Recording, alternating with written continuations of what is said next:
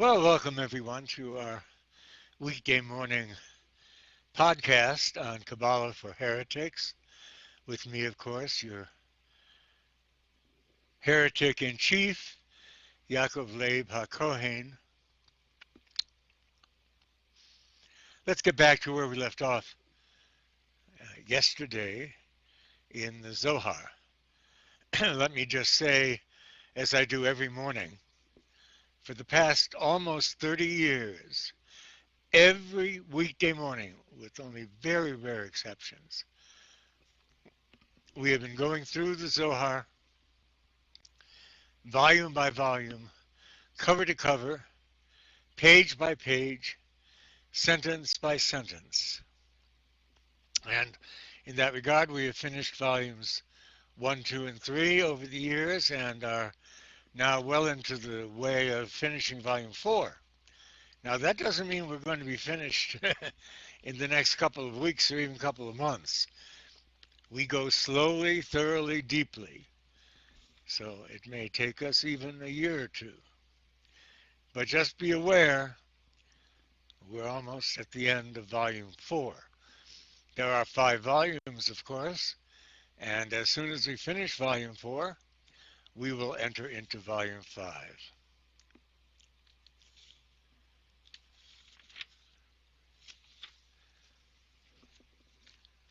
Rabbi Eliezer discoursed on the verse, "Children's children are the crown of old men, and the glory of children are their fathers." That's from Proverbs. Children's children are the crown of old men, and the glory of children are their fathers. Now, if you stop and really read that carefully, it's really quite beautiful. He's going to discourse on this, though. He says the word children has its well-known esoteric meaning, period. You see here something happening that happens very frequently in the oral Torah. Something is alluded to that you already know. And that's not unintentional. It's very intentional. There are even sometimes intentional errors in the oral Torah, all of which are placed there, including these allusions to what you already know, but really probably don't.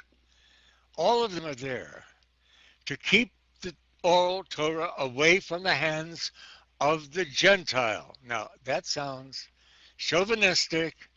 It sounds racist, and it may well be, but it is the fact of the matter from early days.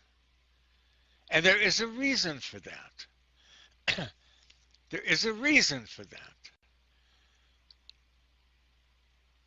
God took the Torah and first offered it to the Gentiles, and they refused to accept it. They had all kinds of reasons for not wanting it. He took it to the Israelites, the Jewish people, and they immediately accepted it.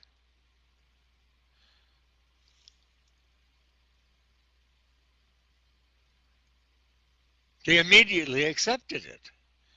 Therefore, since the Gentile nations did not want the Torah, oral Torah, when it was presented to them in the first place, they are not to receive it now. That's why there are these references to things that allegedly you know about, but really you don't. Now there's an interesting exception to this rule, and that is, now listen carefully, until such time as the Messiah comes, The oral Torah is not to be studied by anyone except male, adult Jews who are married. Now that may seem pretty narrow-minded, but that is the rule. Except, and here is what makes that rule so esoterically compelling. When the Messiah comes, the oral Torah will be known to all and must be taught to all. Gentile, Jew, male, female, child, adult. Listen, it is the secret doctrine waiting to be shared, the new law that Jesus brought. But it's not a new law. It's the oral law that has been kept in hiding from the world, only for very specific people to study. But with the coming of the Mashiach, in the case of Yeshua, it is to be taught to everyone, Jew and Gentile, old and young, male and female, child and adult. And you see that with Jesus. Again, it's discussed among Christians that Jesus brings a new Torah. It's new in the sense that it has not been taught openly before, but it is not a new Torah. It is very ancient, very hidden. He reveals the oral Torah, which shockingly contradicts in many places the written Torah, explains in much more depth the written Torah, which is why it's necessary for him to come to prepare everyone to receive it.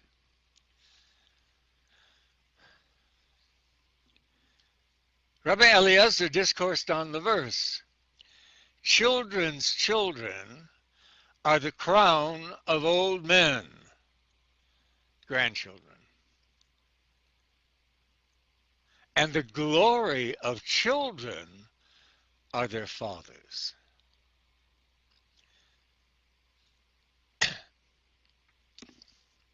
Rabbi Eliezer goes on now to reveal the hidden meaning of what seems to be this perfectly obvious statement. The word children, he said, has its well-known esoteric meaning. Period. It doesn't mean what you think it means. It doesn't mean what everybody thinks it means. It means something else.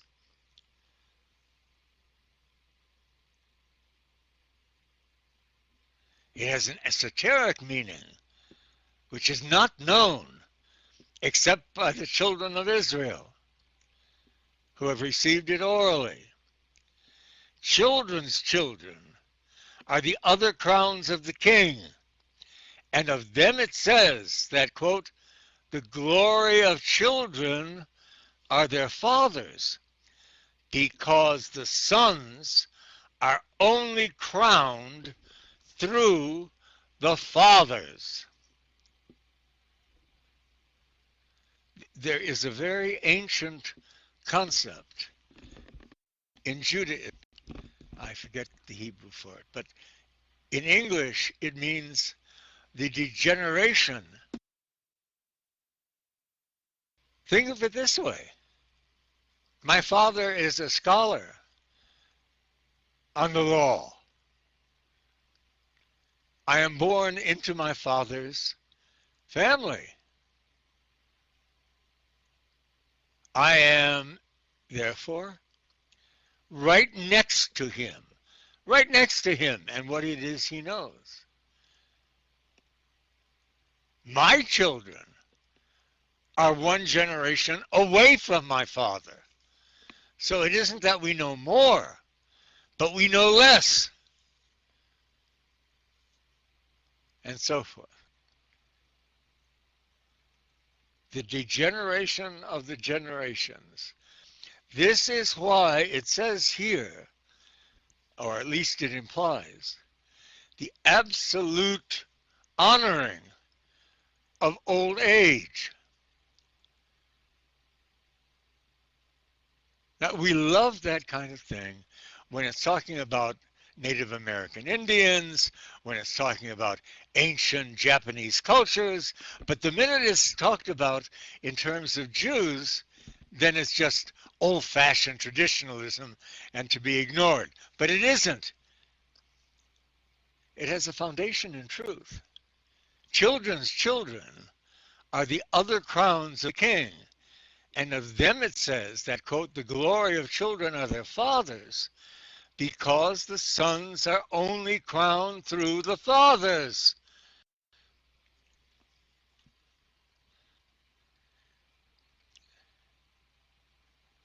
Take the example of my learning of first-hand learning, Carl Gustav Jung. My mentor, my teacher, was James Kirsch. James was literally a son of Carl Gustav Jung. He was a lifelong friend and disciple of Jung's, and the founder of the first Jungian Institute in America under Jung's auspices.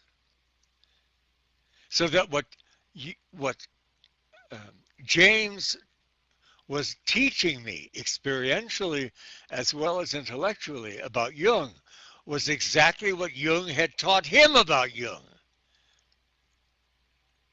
but removed by one generation. So as wherefore Jung was James's father, so to speak, Jung was my grandfather, quite literally, in terms of a transmission. What James was sitting there doing with me, saying to me, showing me, explaining to me, was exactly what and how Jung explained it to him.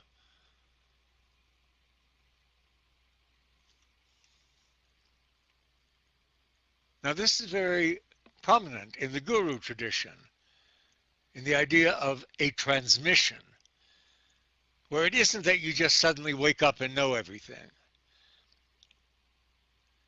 What you know because of those who have come before you and who have deigned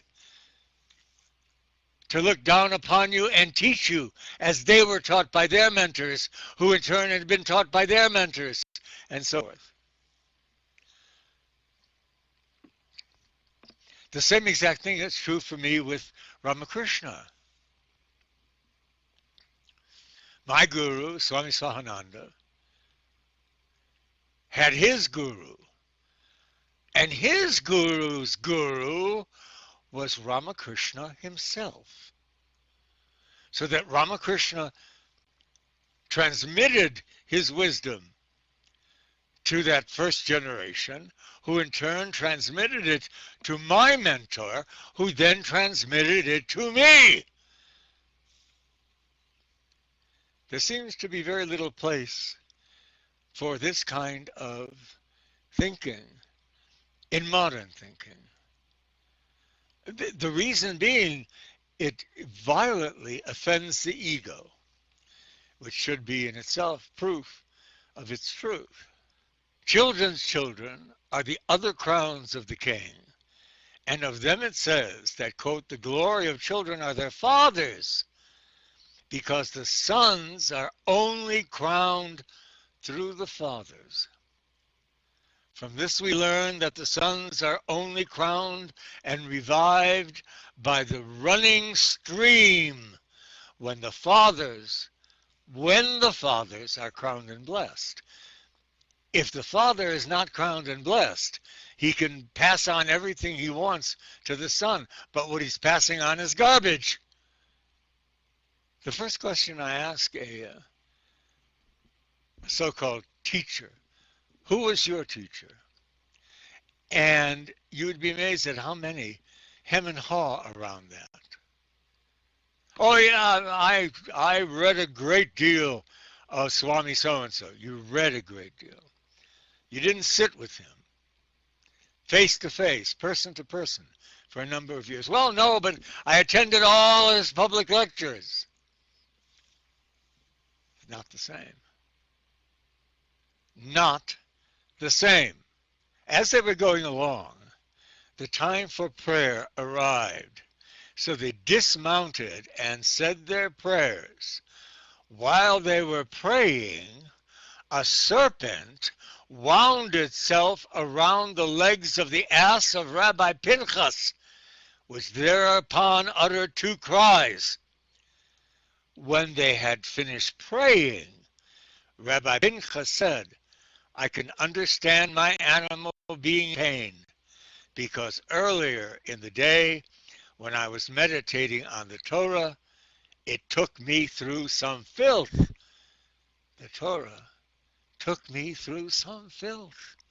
Listen to that. We're going to talk a whole lot more about this tomorrow morning. In the meantime, I'm going to stop here. Keep that in mind. The Torah had taken this rabbi through filth. The Torah. If you're honest with yourself, you never saw that coming. All right, we're stopping here for this morning.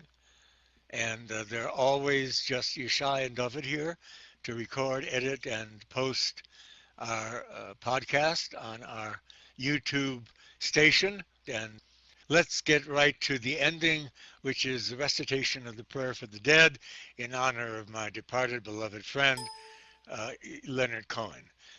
Yiskadal v'yiskadash shmeira bo modivol chirusei v'yamlich machusei v'chayachon of yomechon of chayedecha beis Yisrael bagala uvizman kore v'imru amen. Yehi shmeira b'ama v'rach le'elam omeil maya yisparach v'yishtabach v'yisparav v'yisamam v'yisnasei v'yisadar v'yisalei v'yisalal shmei dekutsha b'richu le'elon minachal b'yichasa v'shirasa teshvachasa v'nechemasa damiron b'amo v'imru amen. Yehi Shlomo Rabba min Shemaya v'chayinu eleinu v'yakol Yisrael v'imru amen. Osei shalom b'imramav, hu ya'asei shalom, eleinu v'yakol Yisrael v'imru amen. Let everyone say amen. Thank you all for being here this morning. God willing, I'll see you all tomorrow morning. In the meantime, Yivorechecha Adonai